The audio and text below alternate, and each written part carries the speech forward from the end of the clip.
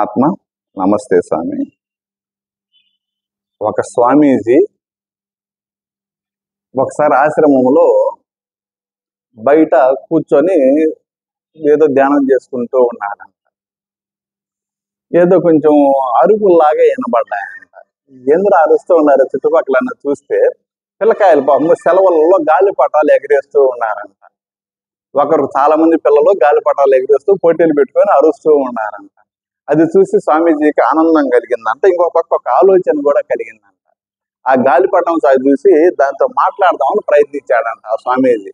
అవి ఏమనుకుంటున్నాయి అనేసి అతను దివ్య దృష్టితో చూస్తే ఆ గాలిపటాలు అంటున్నాయంట, చూడు నన్ను ఈ దారం తీలు బంధించి ఉన్నారు, ఈ దారంగానే తెగిపోతే ఎంత బాగుండి నేను స్వేచ్ఛగా విహరిస్తాను కదా, వీళ్ళు లాగినప్పుడల్లా నేను కిందకి రావాలా, వదిలినప్పుడల్లా పైకి పోవాలా, అటు ఇటు తిప్పితే అటు ఇటు కదలాల్సి వస్తుంది అని దాంట్లో బాధ అనేటువంటి భావము ఈ స్వామీజీ కనబడ్డాదంట. అప్పుడు స్వామీజీ కళ్ళు మూసుకొని ఏంద్రా ఈ గాలిపటంలో నుంచి ఇట్లాంటి ఎనర్జీ ఇట్లాంటి మాటలు నాకు వినబడుతున్నాయి అని కళ్ళు మూసుకొని చూశాడంట. అప్పుడు ఆ స్వామీజీకి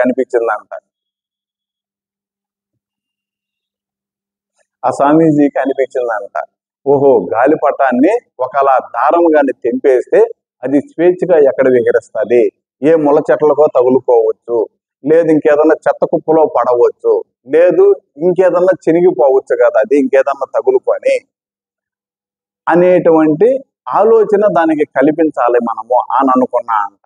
అండ్ ద సేమ్ టైం ఇంకొకరు కూడా అనుకున్నా అంట. కొంతమంది పిల్లలు అనుకుంటూ ఉంటారు, నా తల్లిదండ్రులు ప్రతిదానికి అరుస్తారని నన్ను మందలిస్తా ఉంటారు, తిడతా ఉంటారు, నా తల్లిదండ్రుల వాళ్ళు లేకుండా ఉంటే నేను స్వేచ్ఛగా తిరగతాను కదా, ఏ టైంలో అంటే ఆ టైంలో ఎక్కడికంటే అక్కడికి పోవచ్చు కదా అని అనుకుంటా ఉంటారంట.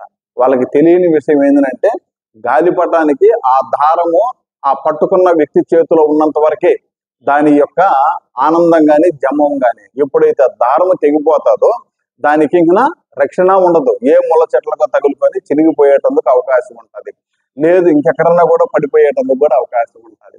అదే విధంగా బిడ్డలు కూడా తల్లిదండ్రుల రక్షణలో ఉన్నంత వరకు మాత్రమే మీరు సురక్షంగా ఉండేటందుకు అవకాశాలు ఉంటాయి.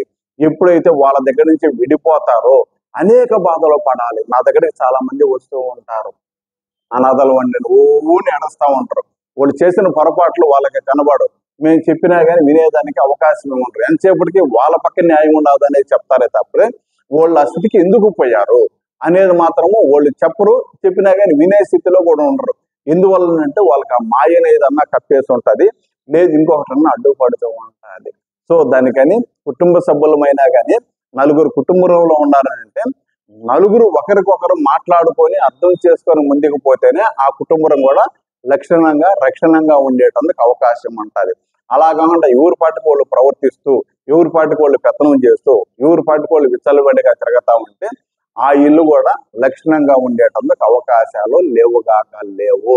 దానికన్నా అర్థం చేసుకొని మనం అసలుకి ఎందుకు వచ్చాము ఈ భూమి మీదకి అనేది తెలుసుకొని దానిని పూర్తి చేయాలి. ఒక మనిషి నిద్రలేసి ఒక ఊరికి పోయాడంటే ఆ ఊరికి ఎందుకు అవసరం పోయినాడు, ఏ పని కోసరం పోయినాడు, ఆ పనిని పూర్తి చేసుకొని వస్తేనే మళ్ళీ ఆ ఊరికి పోవాల్సిన పని లేదు.